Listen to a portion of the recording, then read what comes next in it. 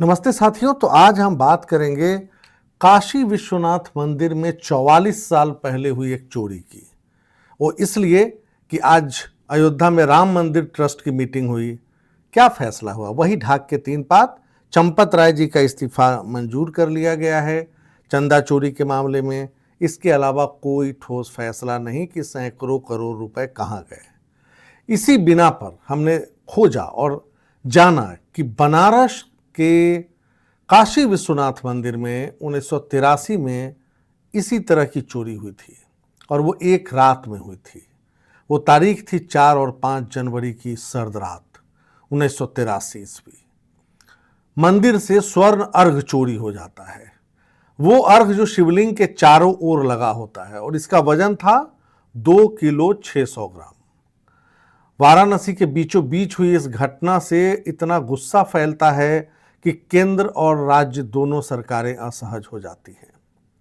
उस समय उत्तर प्रदेश के मुख्यमंत्री थे श्रीपति मिश्र और पुलिस प्रमुख यानी डीजीपी थे श्रीश चंद्र दीक्षित। जांच शुरू होती है। 22 जनवरी 1983 तक 11 लोग अरेस्ट किए जाते हैं। चोरी का काफ़ी सामान बरामद होता है, लेकिन पूरी प्रक्रिया काफ़ी लंबी चलती है। आखिरकार नवंबर 2006 यानी उस घटना के 17 और 6 23 साल बाद चोरी की गई सारी वस्तुएं मंदिर ट्रस्ट को वापस सौंपी जाती है। लेकिन इसका असर बहुत दूरदर्शी हुआ। श्रीपति मिश्र ने एक लकीर खींच दी और क्या पता योगी आदित्यनाथ को भी यही करना चाहिए। सदियों से चली आ रही महंत आधारित व्यवस्था पर सवाल उठ रहे थे।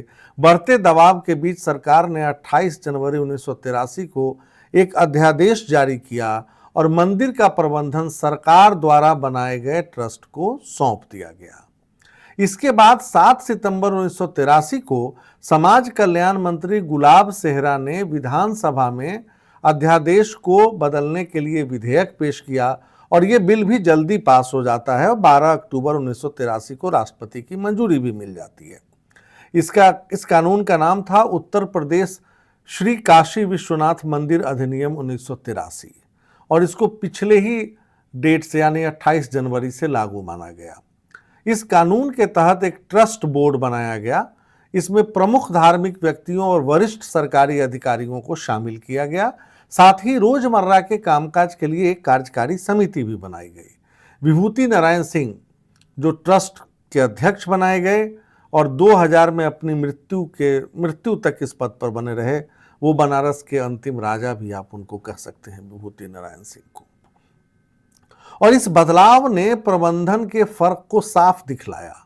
महंतों के समय मंदिर में रोजाना चढ़ावा कितना आता था? 300 से 500 रुपए। मंदिर की कुल संपत्ति उस समय 15.5 करोड़ रुपए आंकी गई थी। सरकार ने नए ट्रस्ट को 11 लाख रुपए कर्ज दिया। 6 लाख रुपए नए स्वर्ण अर्घ में खर्च किए गए। 5 लाख रुपए बैंक में जमा किया गया ताकि उसके ब्याज से खर्च चल सके। और सरकार ने यह दावा किया कि जो रोजाना चढ़ावा महंतों के समय 300 से 500 रुपए था, वो बढ़कर 1500 रुपए पहुंच गया। यानी चोरी तो तब भी हो रही थी। अयोध्या में भी यही हो रहा था। 35 दिनों का तो रिकॉर्डिंग हम लोग देख रहे हैं और कैसे ये जो चढ़ावा चोर हैं वो कैसे सीसीटीवी को ढककर और पैसा चुरा रहे थे। लेकिन ये पिछले 2.5 साल से जो खेल चल रहा था उसकी जिम्मेवारी कौन लेगा? खैर, काशी विश्वनाथ वाला जो मॉडल था उसमें पुजारियों की सैलरी बढ़ाई गई। पहले 8 रुपए थी, उसको बढ़ा के 300 रुपया किया गया। मंदिर में कई सुधार हुए। ट्यूबलाइट लगाए गए, 11 पंखे लगाए गए, सफाई पर विशेष ध्यान दिया गया। शिवलिंग पर चढ़ाया जाने वाला दूध अनाथ बच्चों में बांटना शुरू हुआ।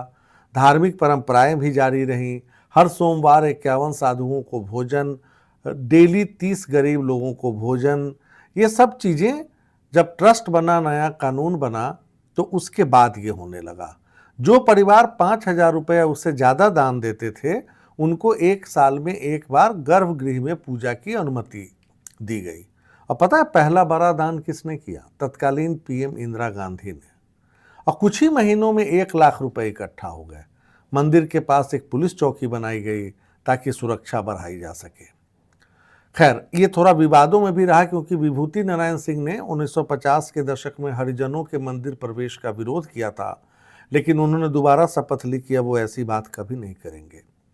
जो उस समय के डीजीपी थे श्रीश चंद्र दीक्षित, 1984 में रिटायर होने के बाद विश्व हिंदू परिषद ज्वाइन करते हैं और अयोध्या के राम आंदोलन से जुड़ते हैं। बाद में बीजेपी में शामिल होते हैं और 1991 में वो लोकसभा भी पहुंचते हैं।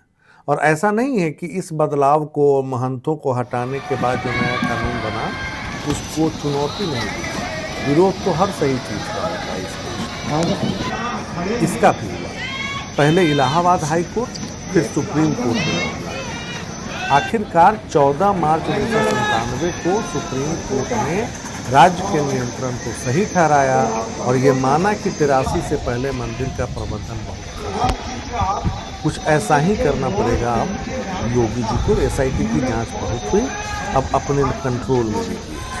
आज के लिए इतना, फिर मिलेंगे। विवरण दिया हुआ है